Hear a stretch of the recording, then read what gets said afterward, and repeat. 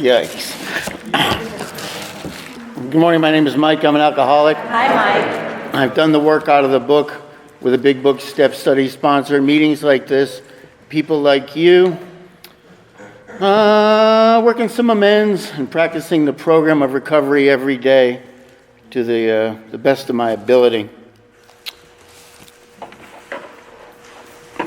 Now about sex. Many of us needed an overhauling there. And really it goes back. Do you want to hear a story how I got here? I drank a whole lot and it got shitty. At the beginning of this fourth step, it talks about why we want to do this, right? It's a fact-finding, fact-facing process. And it talks about, I had my page marked, now I lost it. It talks about this fourth step and how self is what does it. And we're going to look at the common manifestations of self, right? I'm paraphrasing now. It talks about the resentments first. And, I was an angry guy. I had hundreds of these resentments. And I followed the format that we follow in here doing this writing. I sit down, I'm saying the third step prayer, I'm asking God to direct my thoughts as I'm doing this writing. And so for these hundreds of resentments, that's the first way that they look at that self, how that affects our downfall, really, right? That's what it talks about. And then the fears we heard last week about how paralyzing that can be for drunks especially, I think. I don't know about you, but I was always afraid. And I never know why. What's a 5-year-old kid supposed to be afraid of? That was last week, I suppose.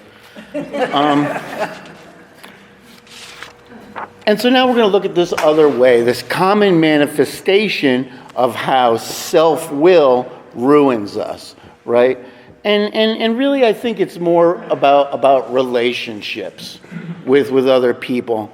I was told when sharing about this part of the fourth step, I'm not doing a fifth step, so you're not going to hear any salacious stories. There aren't a lot of them anyway. That's not what this is for here. This is to describe what I did in the framework of the process. And the directions are quite explicit, right? I make a list. Just like I've done. This is nothing new. I started with my resentments doing this. The first time I pick up pen, what am I doing? I'm making a list, right? So it's not really new to me.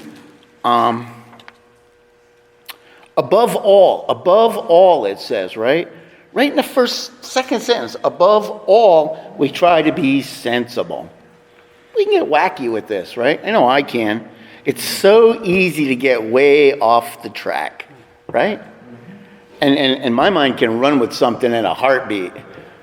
I used to wonder why that this was a separate section of this fourth step. The resentments seem to be a big chunk of it, and there seems to be some overlap. And I've come to realize, I think anyway, that this is an area where we can really, and I know from my experience, I can do a lot of damage, right? And I may not be willing to go to those people and say, yeah, I had a part in this. And so we're going to set aside another section of this. How did I do with these relationships? Where do I need an overhauling? What's bad? What's good? Just like the whole rest of the work, right? Just like my resentments when I took a look and then I got around to my part and the fears and what do I do at the end of that? Trust and rely on God. Well, here again, I've got concrete directions. I'm going to make a list. My directions were pretty simple. Make a list. I'm used to writing. I'm following the format. I'm sitting down. I'm writing. I'm saying the third step prayer. I'm asking the God of my understanding to guide my pen, and I make the list. The direction we review our own conduct over years past, and there's some questions to ask. Where had I been selfish, dishonest, inconsiderate? Those are all very familiar sounding, aren't they? I looked at some of these in the fourth step. Selfish, I know what that looks like a little bit now.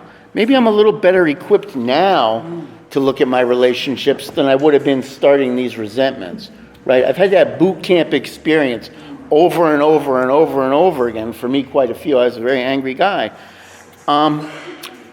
And so I get an idea what the dishonesty looks like in my resentments and in my fears too, right? And I get an idea what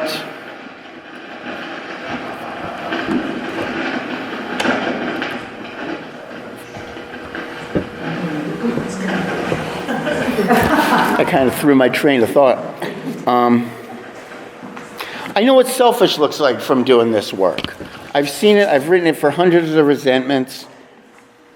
Did I unjustifiably arouse jealousy, suspicion, or bitterness? Yes, almost all the time. And in fact, it was more so with the people that were closer to me.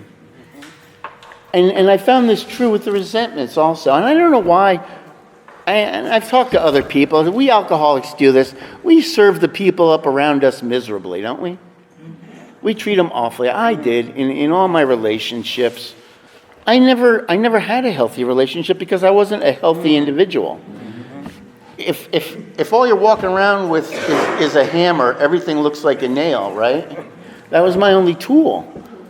And so I followed directions, unjustifiably aroused jealousy, suspicion, or bitterness. Yeah, almost always. And I had to look those words up to get an idea of what I was talking about. You know, suspicion, jealousy, bitterness, especially bitterness. I didn't realize the wake of bitter feelings I was leaving behind me. That's horrible, unthinking, right? Inconsiderate, dishonest, selfish. I think one of the most important sentences in the whole part of this is in the next paragraph. It talks about, in other words, we treat sex as we would any other problem. How do we do that? Well, I've learned now, right? Because I've gotten to this point. I've done all these resentments. I've looked at these fears. Hopefully, I've developed a relationship with God. And now I can honestly go, because I'm ready now, right? I've seen the truth some. And I can maybe swallow a little of it now. And I'm going to treat this as any other problem. So what is, in AA, in this solution, we're shown the problem. We're shown the solution. And then most importantly, we're shown the application of the solution. I know what the problem is. I treat people shitty because I'm worried about me. I know what the solution is. Go to God. But now if I don't have the application of that, it's meaningless. And the application of that is what I learn by doing this work this way. The application of that is developing a relationship with a power greater than myself. That's the application of the solution to my problem. Jesus, that was a lot. But it's all laid out and easy to follow in little bitty bits at a time. And I can get to a place now, having done this, that I can see my habits. I can see what I've done. I can see what I'm doing at this point, right? Because I'm not recovered at this point, really. I'm along the way getting a lot of relief from the parts of this fourth step right away, you know. The resentments and the fear, the relief becomes immediate. It begins, you know. It talks about that once we commence that grow fear. And so I start to get that sense of relief immediately from doing this. Two things. So easy to get way off track and treat sex as we would any other problem. By this point, if I've been following directions, I have the tools to deal with problems, hopefully, right? I have the problem, the solution, and the application. You know? I believe almost everything in this book. I'm not going to go there.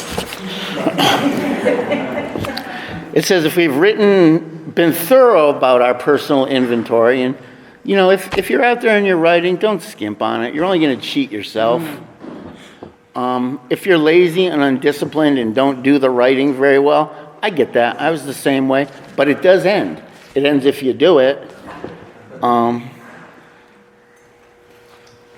In this book, you read again and again, faith did for us what we could not do for ourselves. Wow. We hope you are convinced now.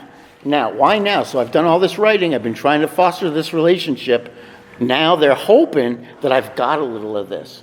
And in fact, all I need is the belief, right, that God can help me take away this self-will. I've made a decision, like it talks about in this paragraph, right? What's the decision? I do that in step 3. I make a decision that I'm going to try something else. My way didn't work. Flaming wreck, right? I don't know, I've never met anyone that comes into AA at the top of their game.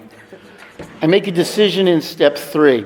An inventory of my grosser handicaps, right? This is the end of that. And the word grosser there, there's several meanings. They're disgusting, no question about that. My handicaps are gross. But in a sense, it's gross as opposed to a tuning, where you have a fine tuning and a coarse tuning. I've just started here, so I've kind of dialed in to the zone. And now I can keep moving and fine tune a little. I've made a good beginning, right? A good beginning. And that's about all it is, Do the work, pray for guidance, sanity, and strength, just like the direction says.